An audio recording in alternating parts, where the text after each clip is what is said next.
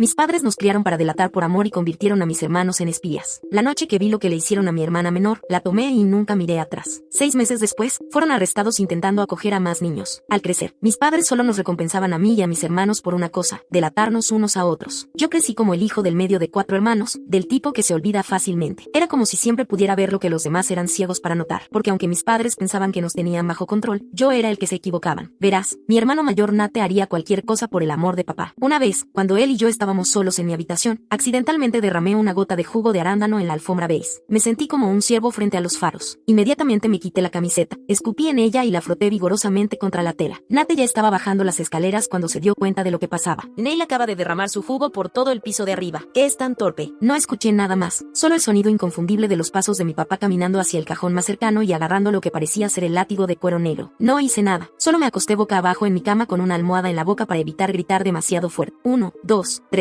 No cené esa noche, y mientras pasé las siguientes horas llorando sobre las sábanas, podía oír a Nate abajo siendo tratado como un rey por delatarme. Eres tan maduro, mi niño guapo, dijo mi mamá, con la voz prácticamente brillando por toda la casa. Te estoy tan orgulloso de ti, rugió nuestro papá. En ese momento yo tenía solo 4 años, mientras Nate tenía 6. Ese mismo año nacieron nuestras hermanas gemelas menores, y así fue como terminé siendo criado por 5 cámaras de vigilancia. Mis padres les dieron el mismo tratamiento que me dieron a mí y a Nate. Actuaban como los mejores padres del mundo hasta su tercer cumpleaños, y a partir de ahí les retiraban todo el afecto. Ni palabras bonitas, ni abrazos, nada. A menos que hicieran una cosa: empezar a delatarse unos a otros. Para cuando tenía 10 años, me habían azotado más veces de las que puedo contar. Por no limpiar mi habitación correctamente, por dejar migajas en el plato, por llorar demasiado fuerte, por usar ropa que mostrara alguna indicación de mis heridas. Mientras tanto, mis hermanos solo recibían eso 1 o 2 veces al año, porque de todo ese castigo aprendí una cosa: era lo último que quería infligirles a mis hermanos. Así que incluso cuando los atrapaba haciendo cosas, nunca los delataba. Demonios, a veces incluso asumía la culpa por ello. Y en cierto modo, valió la pena. Nate y las gemelas siempre se sentían más seguros conmigo, pero ninguno de ellos me devolvió el favor, ni una sola vez, porque había algo que amaban más que a mí, y eso eran nuestros padres. Con el tiempo, quedó claro que yo recibía la mayor cantidad de castigos, pero en lugar de atribuirlo a mi amabilidad hacia ellos, o al hecho de que simplemente era una buena persona, todos empezaron a verme como el problemático. De repente, nada de lo que hacía era suficiente. Si roncaba demasiado fuerte y molestaba a uno de mis hermanos, me quitaban el colchón por el resto de la semana. Si accidentalmente usaba la colonia de Nate en lugar de la mía, nada de ducharme durante los próximos 3 días. Para cuando cumplí 18 años, mi idea de familia estaba tan distorsionada que cuando veía padres o hermanos amorosos en la televisión, me enojaba por lo falso que parecía. Había pasado gran parte de mi vida simplemente sobreviviendo, así que cuando llegó la temporada de la universidad, literalmente tenía un GPA de 1.0. Pero había una cosa que sabía con todo mi corazón: no había forma de que pudiera pasar ni un segundo más en mi casa. Así que cuando llegó el momento de mudarme, le pagué a un compañero de clase para que me dejara dormir en el suelo de su habitación en la residencia. Recuerdo estar extremadamente estresado cuando sus padres vinieron de visita para Acción de Gracias. Mi corazón latía con fuerza durante toda la semana, y me aseguré de ser perfecto, tal como mis padres siempre me habían enseñado. Así que cuando llegaron y abrí la puerta después de que llamaran 2 veces en lugar de una, cerré los ojos con fuerza para prepararme para lo que vendría, pero en lugar de golpearme sin sentido, me agradecieron por abrir tan rápido. Su mamá incluso me dio un abrazo. El resto de la noche estuve en mi mejor comportamiento, completamente en silencio, tenso, listo para limpiar cualquier cosa. Y cuando sus padres se fueron, terminó. Mi amigo me gritó por ser un pedazo de mierda inútil, por no poder hacer nada correctamente. Bueno, el mejor mentiroso es tu trauma de la infancia, porque lo que realmente pasó fue que me abrazó y me agradeció por ser tan complaciente con sus padres. Fue entonces cuando me di cuenta de lo psicóticos que eran realmente mis padres. Y al día siguiente recibí la llamada. Era mi hermana gemela Kale. Estaba susurrando tan bajito que podría haberse confundido con el sonido de una exhalación. Por favor, ayúdame. Lo siento, fue todo lo que dijo antes de colgar inmediatamente. Se me rompió el corazón, y al día siguiente conduje hasta la casa para llevarla a la residencia de mi amigo. Cuando llegamos, me mostró su estómago y se me cayó la mandíbula. Estaba claro que cuando me fui, mi familia necesitaba un nuevo saco de boxeo, por así decirlo, y esa era Kale. Traté todas sus heridas mientras ella se disculpaba una y otra vez, pero yo no sentía ningún resentimiento hacia ella, ni hacia ninguno de mis hermanos, porque todo mi odio estaba dirigido solo a 2 personas: mis padres. Thomas fue increíble con todo el asunto. Me ayudó a preparar un pequeño espacio para Kale en la esquina de la habitación, detrás de su escritorio, donde nadie la vería durante las revisiones de la habitación. Nos turnábamos para robar comida de la cafetería. Por primera vez en su vida, Kale durmió toda la noche sin miedo, pero nuestra paz no duró mucho. Mi teléfono empezó a explotar con llamadas de mis padres al día siguiente. Al principio intentaron sonar preocupados. Neil, cariño, ¿has visto a Kale? Estamos tan preocupados por ella, dijo mi mamá en un mensaje de voz, con una voz empalagosa de dulzura falsa. No respondí. Los siguientes mensajes se volvieron progresivamente más enojados. Más te vale traerla de vuelta ahora mismo, o habrá consecuencias, gruñó mi papá en su mensaje. Bloqueé sus números. Luego Mason empezó a llamar. Oye, hermanito, mamá y papá están realmente preocupados por Kale. Solo avísanos que está bien, ¿de acuerdo? Nadie está enojado contigo. Casi le creí, casi. Pero había pasado toda mi vida viendo a Mason decir decir lo que nuestros padres querían que dijera. Esto no era diferente. Kale estaba aterrorizada de que la encontraran.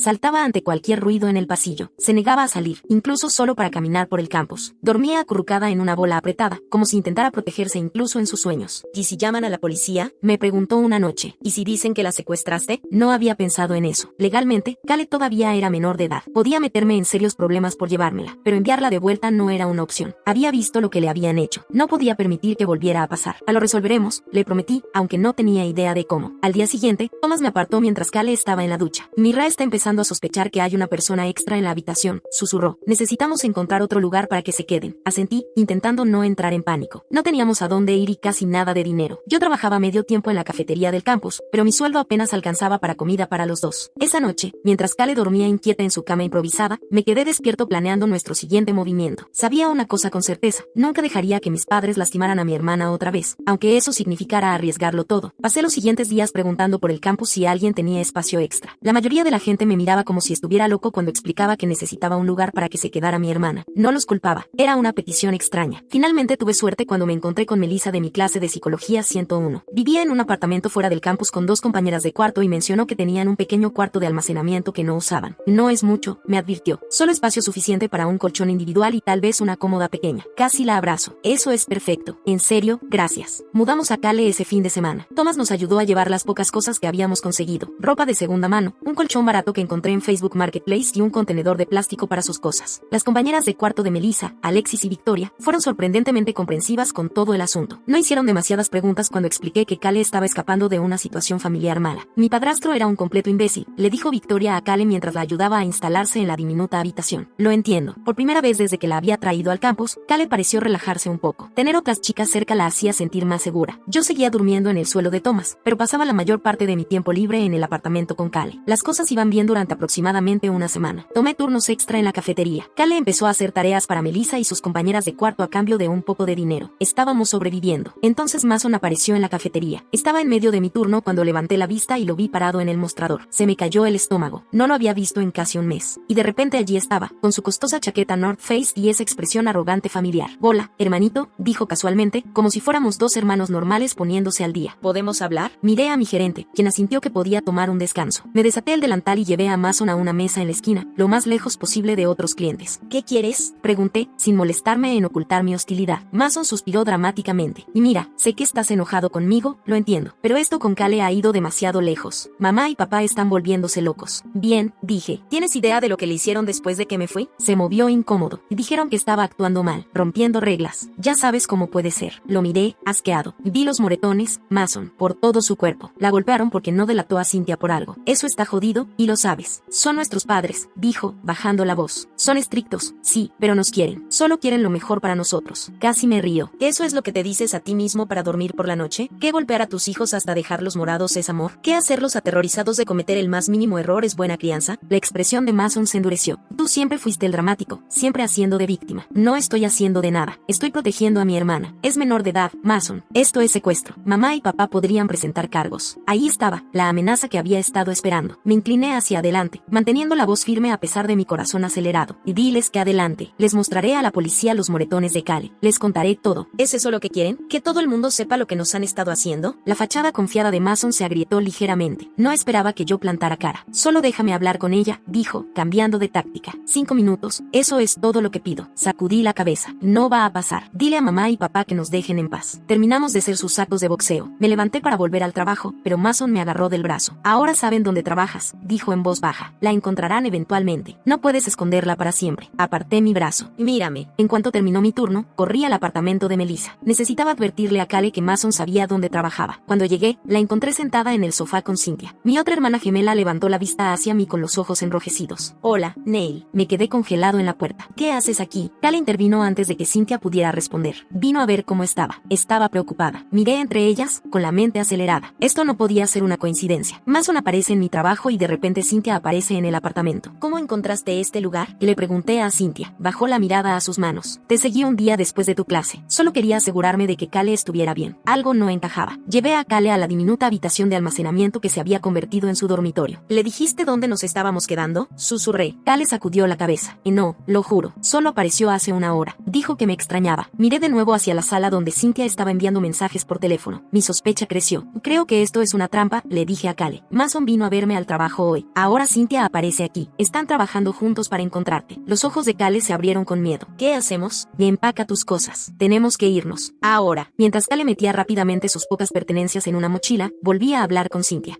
Me senté frente a ella, notando cómo inclinaba su teléfono lejos de mí. ¿A quién le estás escribiendo? Pregunté casualmente. A una amiga, dijo demasiado rápido. Asentí hacia su teléfono. ¿Puedo verlo? ¿Por qué? ¿No confías en mí? Intentó sonar ofendida, pero pude oír el nerviosismo en su voz. La verdad es que no. El rostro de Cynthia se descompuso. Sabía que la habían atrapado. Están realmente preocupados por ella, Neil. Solo quieren que vuelva a casa. ¿Para poder golpearla de nuevo? No, gracias. No es así, insistió Cynthia. Prometieron que serían mejores. Se sienten terribles por lo que pasó. Casi le creí, casi. Pero entonces su teléfono vibró con un nuevo mensaje y capté un vistazo de la pantalla. Era de nuestra mamá. Viene, papá está esperando en el coche. Se me heló la sangre. Estaban afuera, esperando. Tienes que irte, le dije a Cynthia, poniéndome de pie. Ahora, en él, por favor, ahora. Rara vez levantaba la voz, pero cuando lo hacía, surtía efecto. Cynthia se estremeció, agarró su abrigo y se fue. Van a encontrarla eventualmente, dijo mientras se dirigía a la puerta. No puedes mantenerla escondida para siempre. En cuanto se fue, le envié un mensaje a Melissa para advertirle que no volviera a casa todavía. Luego agarré a Kale y la mochila con sus cosas. Salimos por la puerta trasera del edificio justo cuando vi el coche de mi papá acercándose a la entrada principal. Pasamos esa noche en un motel barato en las afueras de la ciudad, pagado con lo último de mi sueldo. Kale lloró hasta quedarse dormida mientras yo me sentaba junto a la ventana, vigilando cualquier señal de mis padres. ¿Por qué no nos dejan en paz? Preguntó entre lágrimas. No tenía una buena respuesta. Control, tal vez. O quizás temían que contáramos a alguien lo que nos habían hecho. De cualquier manera, sabía que no podíamos seguir huyendo para siempre. A la mañana siguiente llamé enfermo al trabajo y usé el wifi malo del motel para investigar nuestras opciones. Encontré un sitio web sobre adolescentes fugados y sus derechos legales. Según el sitio, a los 16 años Kale podría solicitar la emancipación, especialmente con evidencia de abuso. Pero eso significaría ir a la corte, mostrar los moretones y contar nuestra historia a extraños. No estaba seguro de que Kale estuviera lista para eso. Mientras leía, mi teléfono vibró con un mensaje de un número desconocido. Era una foto de Kale y yo entrando al motel la noche anterior. Debajo había un mensaje. Sabemos dónde están. Tráela a casa o llamamos a la policía. Le mostré el mensaje a Kale. Su rostro se puso pálido. Van a llevarme de vuelta, susurró. No, no lo harán, le prometí, aunque no tenía idea de cómo cumplir esa promesa. Salimos del motel inmediatamente y tomamos un autobús de vuelta hacia el campus. Le escribí a Thomas preguntando si podíamos quedarnos en su habitación solo una noche más mientras resolvía las cosas. Aceptó, pero me advirtió que Surra estaba empezando a sospechar. Cuando llegamos al campus, noté a un oficial de seguridad del campus hablando con alguien que se parecía sospechosamente a mi madre cerca de la entrada de la residencia de Thomas. Rápidamente llevé a Kale en dirección contraria. Están por todas partes, dijo ella, con el pánico creciendo en su voz. Vi la biblioteca más adelante. De aquí dentro, dije, guiándola a través de las puertas. Encontramos un rincón tranquilo en el tercer piso donde podíamos escondernos por unas horas. Mientras Kale fingía leer un libro, llamé a Melissa para ver si era seguro volver al apartamento. No contestó. Luego intenté con Victoria. Oye, pregunta rara, dijo Victoria cuando contestó, ¿pero les dijiste a tus padres dónde se estaban quedando? Porque aparecieron esta mañana buscándolos a ti y a Kale. Se me cayó el alma a los pies. ¿Qué les dijiste? En nada. Melissa les dijo que se largaran o llamaría a la policía. Se fueron, pero parecían bastante enojados. Le agradecí y colgué. Tampoco podíamos volver allí. Al caer la tarde, nos estábamos quedando sin opciones. Tenía menos de $20, no suficiente para otro motel. Thomas me escribió que Surra estaba haciendo revisiones de habitaciones esa noche, así que su residencia definitivamente estaba descartada. Terminamos pasando la noche en una lavandería abierta a las 24 horas, turnándonos para dormir en las duras sillas de plástico. A la mañana siguiente me desperté y descubrí que Kale había desaparecido. Mi corazón casi se detiene hasta que la vi afuera, hablando con alguien por teléfono. Cuando entró, su expresión era indescifrable. ¿Quién era? Pregunté, intentando no dejar que el pánico se notara en mi voz. Cynthia, admitió, quiere vernos. Solo ella y yo. Absolutamente no. Es una trampa. Kale se sentó a mi lado. ¿Y si no lo es? Dice que quiere ayudarnos. Se siente mal por lo que pasó. Se sintió mal la última vez también, ¿recuerdas? Justo antes de llevarlos directo a nosotros. Dice que mamá y papá están en el trabajo. Solo quiere hablar. Podía ver la esperanza en los ojos de Kale. Quería tanto creer que al menos uno de nuestros hermanos estaba de nuestro lado. No podía culparla. Yo había pasado años esperando lo mismo. Está bien, dije finalmente, pero voy contigo y nos vemos en un lugar público. explicó. Acordamos vernos con Cynthia en una cafetería del campus, no en la que yo trabajaba. Hice que Cale prometiera quedarse siempre dentro de mi vista. Cuando llegamos, Cynthia ya estaba allí, sentada en una mesa junto a la ventana, sola, tal como había prometido. Y gracias por venir, dijo cuando nos sentamos frente a ella. Se veía cansada, con ojeras. Lo siento por lo de ayer. Me obligaron a hacerlo. ¿Te obligaron cómo? Pregunté, escéptico. Y dijeron que si no ayudaba a encontrar a Cale, ellos, se calló, mirando a Cale. ¿Qué harían? Insistí. Empezarían a tratarme como te trataron a ti, susurró. Tenía miedo. Quería enojarme, pero entendía su miedo demasiado bien. Entonces, ¿por qué estás aquí ahora? ¿No te van a castigar por ayudarnos? No saben que estoy aquí. Les dije que iba a la biblioteca. Cynthia metió la mano en su mochila y sacó un sobre. Traje esto para ustedes. Dentro había $300 en efectivo. La miré sorprendido. Es el dinero de mi cumpleaños, explicó. Quiero que lo tengan, para ayudar a Cale. No sabía qué decir. Después de años de traición por parte de mis hermanos, este pequeño acto de bondad se sentía extraño. ¿Hay algo más? Continuó Cynthia, bajando la voz. Mañana van a reportar a Cale como fugada. Ya hablaron con la policía. Cale me agarró la mano bajo la mesa y la apretó fuerte. ¿Guineil? Preguntó. ¿Dirán que me secuestró? Cynthia asintió. Ese es el plan. Le están diciendo a todos que estás inestable, Neil, que siempre has sido problemático y que ahora has manipulado a Cale para que se fugue contigo. Por supuesto que lo hacían. Habían pasado años pintándome como el problemático de la familia. ¿Por qué parar ahora?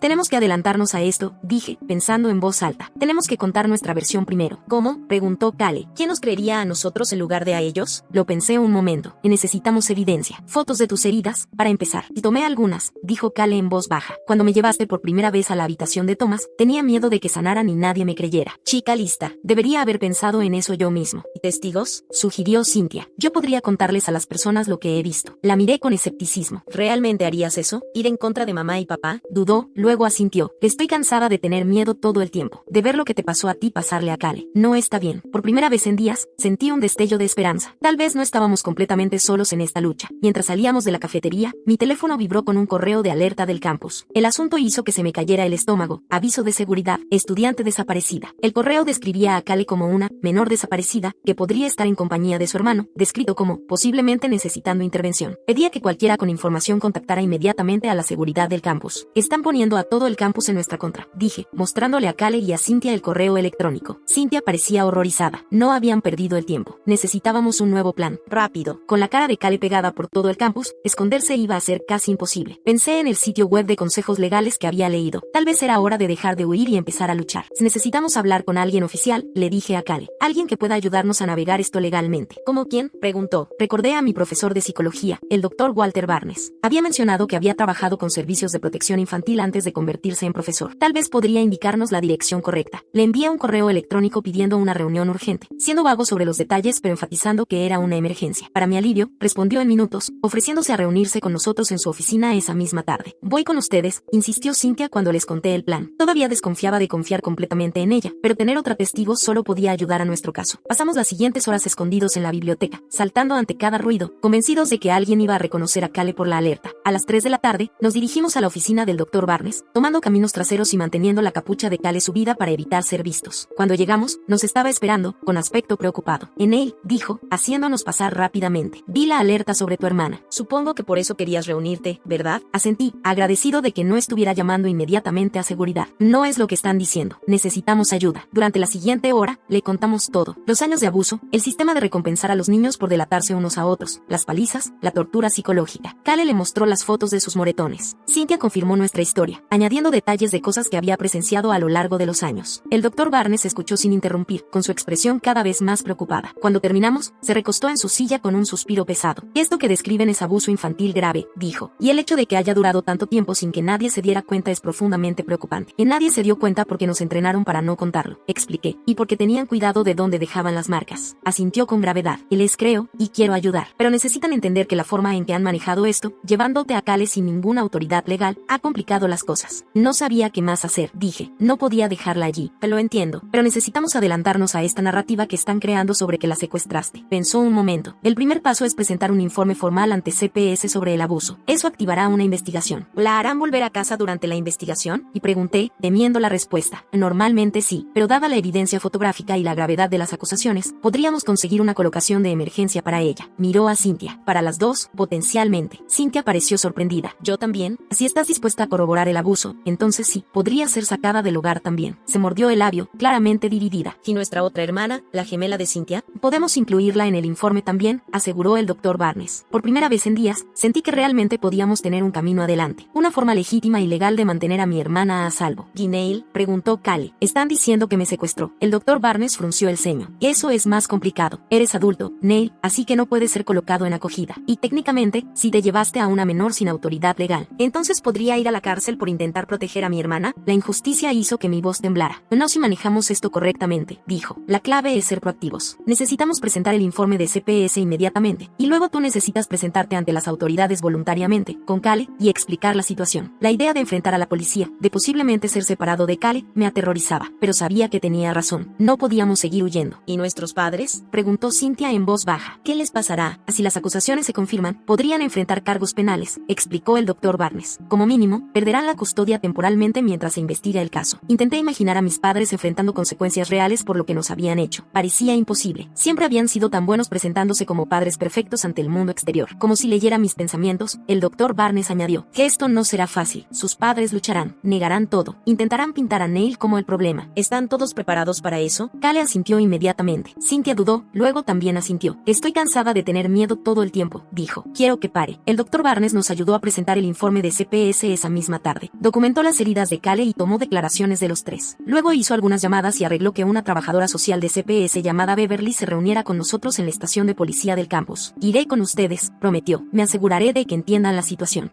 Mientras caminábamos hacia la estación de policía, sentí una extraña mezcla de terror y alivio. Durante años había cargado el secreto de lo que pasaba en nuestra casa. Ahora, por fin estaba saliendo a la luz. Fuera lo que pasara después, al menos ya no nos escondíamos. Beverly nos estaba esperando cuando llegamos. Era una mujer de mediana edad con ojos amables y una actitud directa. Escuchó nuestra historia de nuevo, examinó las fotos de Cale y tomó abundantes notas. Voy a solicitar una orden de remoción de emergencia para Cale y Cynthia, nos dijo, y enviaremos a alguien a verificar a su otra hermana inmediatamente. La policía del campus fue menos comprensiva. Tomaron mi declaración sobre por qué me había llevado a Cale, pero se notaba que eran escépticos. Un oficial no dejaba de referirse a ello como una disputa familiar en lugar de abuso. Y necesitaremos contactar a sus padres, me dijo, avisarles que hemos encontrado a Cale. Mi corazón se aceleró al pensar en mis padres apareciendo allí, en que se llevaran a Cale de vuelta. Por favor, dije, intentando mantener la voz firme. Ella tiene lesiones documentadas. Ahora hay una investigación activa de CPS. No pueden simplemente enviarla de vuelta con ellos. El oficial miró a Beverly en busca de confirmación. Ella asintió con firmeza. Las niñas serán colocadas en acogida de emergencia mientras dure la investigación, dijo. Tengo el papeleo aquí mismo. Sentí una oleada de alivio, seguida rápidamente de un nuevo miedo. ¿Y yo? ¿Me van a arrestar? El oficial suspiró. No por ahora, pero no se vaya de la ciudad. Esta investigación está en curso. Mientras esperábamos a que se arreglara la colocación en acogida, mi teléfono vibró con un mensaje de Mason. Mamá y papá saben que fuiste a la policía. Ya van para allá. Están furiosos. Le mostré el mensaje a Beverly, quien inmediatamente habló con los oficiales. Acordaron movernos a una habitación privada lejos de la entrada principal. No fue ni un segundo demasiado pronto. A través de la ventana, vi el coche de mis padres deteniéndose afuera de la estación. Entraron furiosos, mi padre liderando el camino con esa mirada familiar de rabia controlada en el rostro. Mi madre lo seguía, ya interpretando su papel de madre preocupada. Quiero ver a mis hijas, oí que exigía mi padre en el mostrador de entrada. Han estado desaparecidas durante días. Hemos estado muertos de preocupación. El oficial los dirigió a una habitación diferente, lejos de nosotros. A través de la pared, podía oír la voz de mi madre subiendo de tono mientras interpretaba a la perfección el papel de madre angustiada. Mi hijo siempre ha sido problemático, decía. Ha estado llenando la cabeza de Cale con mentiras. Es a él a quien deberían investigar. Beverly me dio una palmadita tranquilizadora en la mano. Esto es muy común en casos de abuso. Los agresores siempre intentan desacreditar a la persona que denuncia el abuso. Asentí, pero sus palabras no me hicieron sentir mejor. Mis padres eran tan convincentes. Habían tenido años de práctica presentándose como perfectos mientras escondían lo que hacían detrás de puertas cerradas. Después de lo que parecieron horas, Beverly regresó con noticias. Hemos encontrado una colocación para esta noche, un hogar de acogida temporal que puede recibir a las dos niñas. Cale inmediatamente me agarró la mano. Gineil no puede venir también. Beverly sacudió la cabeza suavemente. Lo siento, pero él es adulto. El sistema de acogida es solo para menores. Pero lo necesitamos, insistió Cale, con lágrimas formándose en sus ojos. Es el único que nos ha protegido. Podrán verse, le aseguró Beverly, solo que no quedarse en el mismo lugar. Abracé a Cale, intentando ser fuerte por ella, aunque mi propio corazón se rompía ante la idea de separarnos. Está bien, le dije, esto es temporal. Estamos haciendo lo correcto. Mientras Beverly se preparaba para llevar a las niñas a su colocación de acogida, un oficial entró con una noticia que me heló la sangre. Sus padres quieren presentar cargos contra Neil por secuestro, dijo. Están hablando con el fiscal del distrito ahora mismo. Beverly se alarmó. Eso es ridículo. Estaba protegiendo a su hermana de un abuso documentado. Eso lo decidirán los tribunales, dijo el oficial encogiéndose de hombros. Por ahora, necesitamos tomar una declaración formal de Neil. Mientras Cale y Cynthia se alejaban con Beverly, me quedé solo en la sala de entrevistas, preguntándome si estaba a punto de ser arrestado por el crimen de intentar salvar a mi hermana. Después de todo lo que habíamos pasado, parecía que mis padres podrían ganar después de todo. Pero entonces recordé las fotos de las heridas de Cale, la declaración que había dado Cynthia, la investigación de CPS que ya estaba oficialmente en marcha. Por primera vez en nuestras vidas, la gente nos estaba escuchando a nosotros en lugar de a nuestros padres. Tal vez, solo tal vez, la verdad por fin saldría a la luz. Me senté en esa sala de entrevistas lo que pareció una eternidad. El oficial no dejaba de hacer las mismas preguntas una y otra vez,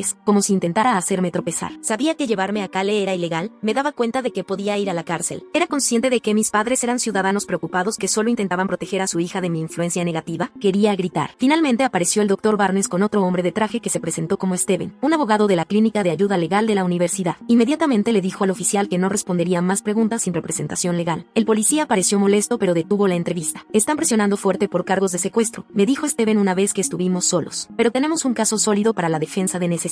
Tenías una creencia razonable de que tu hermana estaba en peligro inminente. Asentí, demasiado exhausto para sentir mucho. ¿Dónde están Cale y Cynthia? ¿Están bien? Están a salvo, me aseguró el Dr. Barnes. Beverly las colocó con una familia de acogida experimentada. Sus padres no pueden llegar a ellas allí. Eso era algo, al menos. Steven me aconsejó que encontrara un lugar para quedarme que no estuviera en el campus, ya que mis padres conocían todos mis lugares habituales. El Dr. Barnes me ofreció su habitación de invitados, lo que probablemente violaba una docena de políticas universitarias, pero estaba demasiado agradecido para que me importara. Esa noche no pude dormir. No dejaba de revisar mi teléfono en busca de actualizaciones de Cale o Cynthia. Alrededor de las 3 de la mañana, recibí un mensaje de un número que no reconocía. Es Mason. Necesitamos hablar. A solas. Casi lo ignoré. Mason había sido el soldado leal de mis padres durante tanto tiempo como podía recordar, pero algo me hizo responder. ¿Por qué debería confiar en ti? Su respuesta llegó rápido.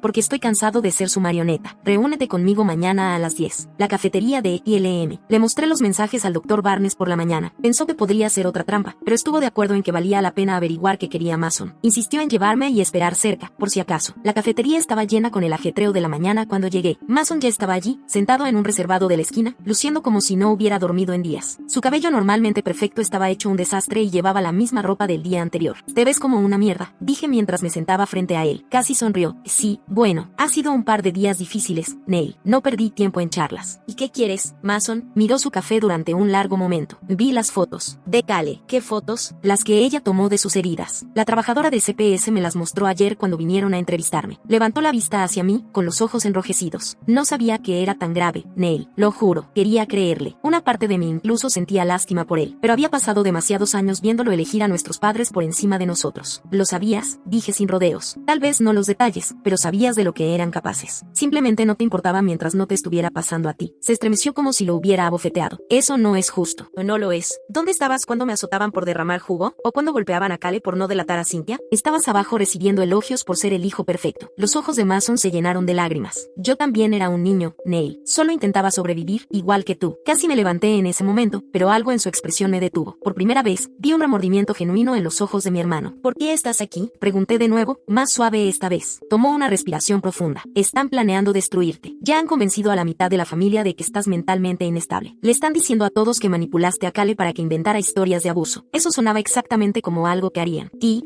no voy a permitir que lo hagan. Mason sacó su teléfono. Tengo pruebas de que están mintiendo. Me mostró una serie de mensajes de texto entre él y nuestros padres de los últimos días. Mensajes en los que discutían explícitamente su plan para desacreditarme y recuperar la custodia de las gemelas. Mensajes en los que mi padre hablaba de darle a Cale una lección que nunca olvidaría una vez que la recuperaran. Mis manos temblaban mientras pasaba los mensajes. Joder, Mason, lo sé, y hay más. Pasó a sus grabaciones de voz y reprodujo una. Era la voz de mi madre, Cristalina. Solo necesitamos convencer a todos de que Neil está loco. Entonces nadie le creerá. De todos modos, hemos estado preparando ese terreno durante años. Lo miré con incredulidad. ¿Por qué grabaste esto? Porque finalmente me di cuenta de lo que son, de en que me convirtieron. Ya no quiero ser su arma, Neil. Por primera vez en mi vida, sentí que estaba viendo al verdadero Mason, no al hijo perfecto que mis padres habían moldeado. Se veía roto y asustado, igual que el resto de nosotros. ¿Testificarás? Pregunté. Si llega a eso, asintió sin dudar. Haré lo que sea necesario para mantener a las gemelas a salvo y para ayudar. Le escribí inmediatamente a Steven sobre la evidencia de Mason. Me llamó de inmediato, diciendo que esto podía cambiarlo todo. Los mensajes y la grabación serían cruciales tanto para el caso de CPS como para que se retiraran los posibles cargos de secuestro. En los días siguientes, las cosas avanzaron rápido. El fiscal del distrito decidió no perseguir cargos de secuestro contra mí después de revisar la evidencia de Mason. CPS amplió su investigación, entrevistando a profesores, vecinos e incluso parientes lejanos sobre el comportamiento apartamento de nuestros padres. Cynthia estaba prosperando en acogida, por fin libre del miedo constante. Me enviaba actualizaciones diarias sobre lo amables que eran sus padres de acogida y cómo dormía toda la noche por primera vez en años. Kale lo estaba pasando más difícil para adaptarse. Seguía teniendo pesadillas y ataques de pánico, pero al menos estaba a salvo. Una semana después de nuestra reunión, Mason me llamó en pánico. Saben que te di los mensajes y la grabación. Papá está furioso. Intentó golpearme, pero me fui antes de que pudiera. Inmediatamente le dije que viniera a la casa del doctor Barnes. Cuando llegó, tenía un moretón en la mejilla donde nuestro padre había logrado darle un puñetazo antes de que Mason escapara. Bienvenido al club, dije, entregándole una bolsa de hielo. Soltó una risa hueca. Me lo merezco. Por todas las veces que no lo detuve cuando te lastimaba. Al día siguiente nos enteramos de que CPS había sacado también a nuestra hermana menor, la gemela de Cynthia, de la casa. Los 4 hermanos estábamos ahora a salvo lejos de nuestros padres. Se sentía surrealista. Nuestros padres no se rindieron sin luchar. Contrataron a un abogado caro que intentó pintarme como el problemático de la familia que había manipulado a mis hermanos para hacer acusaciones falsas. Trajeron a parientes que testificaron sobre lo maravillosos padres que eran, como nunca habían visto signos de abuso, pero no pudieron explicar las fotos de las heridas de Kale, ni las grabaciones de Mason, ni el testimonio consistente de sus 4 hijos. La jueza en la audiencia de dependencia era una mujer sin tonterías llamada la jueza Emerson, que vio a través de su actuación. Cuando mi madre intentó su rutina de madre preocupada, llorando sobre cuánto extrañaba a sus hijos, la jueza la cortó. Señora Michei, he revisado la evidencia de este caso a fondo. Las lesiones documentadas en el cuerpo de su hija no son consistentes con una disciplina normal. Son consistentes con abuso físico prolongado y grave. El rostro de mi madre se endureció al instante. Sus lágrimas desaparecieron como si nunca hubieran existido. Era el rostro que conocíamos de casa, frío, enojado, calculador. Estos niños lo han tenido todo, siseó. Todo. ¿Y así nos pagan? ¿Con mentiras? La jueza levantó una ceja. Creo que acaba de demostrar exactamente por qué sus hijos le tienen miedo, señora Michei. Al final, la jueza terminó sus derechos parentales sobre las gemelas y la hermana gemela de Cynthia. Como Mason y yo éramos adultos, no necesitábamos protección legal, pero la jueza emitió una orden de restricción que impedía a nuestros padres contactar a cualquiera de nosotros. Debería haberse sentido como una victoria. Por fin éramos libres de ellos. Pero yo solo me sentía vacío. 18 años de abuso no desaparecen con una sola sentencia judicial. El verdadero trabajo llegó en los meses siguientes. Todos empezamos terapia, individualmente y como hermanos.